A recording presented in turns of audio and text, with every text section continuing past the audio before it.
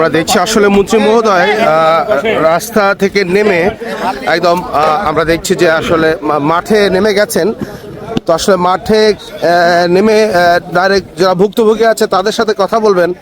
আমরা আসলে চেষ্টা করছি আসলে কেন তিনি আসলে গাড়ি থেকে নেমে তিনি কেন নামলেন আমরা এটা জানবো। আমরা দেখছি একদম বলা যেতে পারে ইনস্ট্যান্ট একটা সমস্যা, এটা আসলে অদৃশ্য সমস্যা, কিন্তু রাস্তায় তিনি যখন যাচ্ছিলেন সেই সময় আমরা দেখতে পাচ্ছি আসলে উনি কৃষকের কাছে ছুটে যাচ্ছেন। আমরা জানবো, আমরা একটু পরে জানবো আসলে কেন তিনি যাচ্ছেন, আসলে এখানে কি প্রবলেম হয়েছে। তবে এটা তার প্রোগ্রামের ভিতরে না, ইনস্ট্যান্ট একটা সমস্যা এবং এটা সমাধানের জন্য আসলে আমরা দেখছি। দর্শক আপনাদের দেখানো আমরা চেষ্টা করছি। আমরা আসলে একদম পুরো কৃষকের কাছে ছুটে যাওয়া এরকম আর কি। সেই গ্রামের জমির আঁকা বাঁকা চিকন পথে হাঁটছে মন্ত্রী মহোদয়, আমরা এমনটি দেখতে পাচ্ছি। এবং আসলে এ যেন নতুন কিছু দেখছে বাংলাদেশের মানুষ, এমনটি বলছে এখানে স্থানীয় যারা আছে তারা এমনটি কিন্তু আসলে বলছে।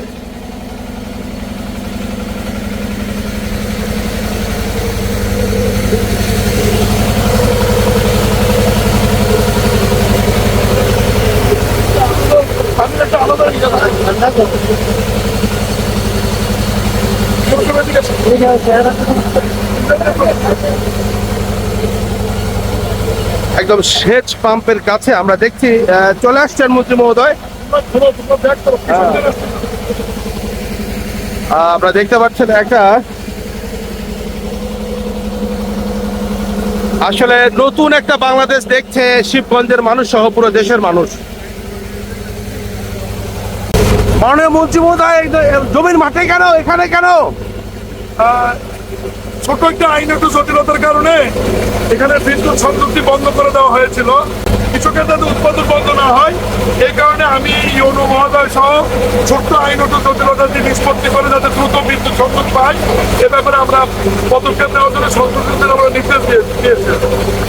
মন্ত্রী মহোদয় নতুন কিছু দেখছে বাংলাদেশের মানুষ, এরকম বাংলাদেশ কি আপনার সাথে করতে চেয়েছিলেন কিনা? কারণ আজকে সর্বোচ্চ নীতি নির্ধারক ব্যক্তি কৃষকের কাছে আমাদের মাননীয় প্রধানমন্ত্রী তারেক রহমান এরকমই বাংলাদেশ দেখতে চেয়েছে এবং উনি যেহেতু এ ধরনের কাজ করছেন স্বাভাবিক কারণে তার মন্ত্রী পরিষদের সদস্যরাও আমরা তার সাথে তাল মিলিয়ে এ ধরনের কাজ করতে ইনশাল্লাহ। এবং আমরা জনগণ কৃষকের পাশে, গ্রামের মানুষের জনপদের পাশেই এই সরকার এবং মন্ত্রী এমপিরা থাকবো ইনশাল্লাহ মানুষের কাজের জন্য। কেউ জানতো না আসলে সমস্যার সমাধান হয়ে যাবে। ভুক্তভোগীর সাথে একটু কথা বলতে চাই। এই যে আমি দেখেছি চোখের পানি ফেলছেন কেন কেন? মানুষ ধান দিয়ে পারছে দৈনিক 60 থেকে 65 লিটার তেল খাই এই ইঞ্জিন। এই ইঞ্জিন তো মাঠ বাঁধা খুব কঠিন। দয়া করে সবাই মিলে আমাদের এই লাইনটা করে দাও। আজকে কে আসছিল এখানে? উনি আমাদের লাইনটা লাগিয়ে দেওয়ার আল্লাহ রহমতে হলে আমরা উপকৃত হবো। এটা কি আপনারা কোনো আশা করছিলেন যে এইভাবে মন্ত্রী এখানে চলে আসবে?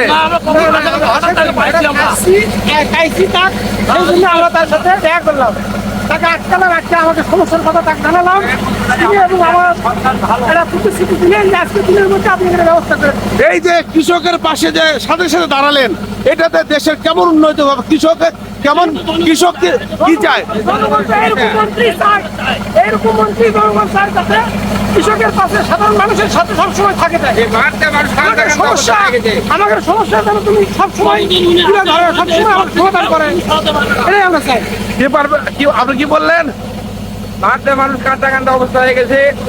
এই যে মন্ত্রী যে আসলো, এই দৃশ্যটা আসলে এটা, এই যে চোখের পানি চলে আসছে, কেমন লাগছে? এটা কেমন খুশি আমরা, আমাদের জন্য খুবই ভাগ্যের বিষয়। তাহলে তারেক রহমান কি সঠিক সিদ্ধান্ত নিছে?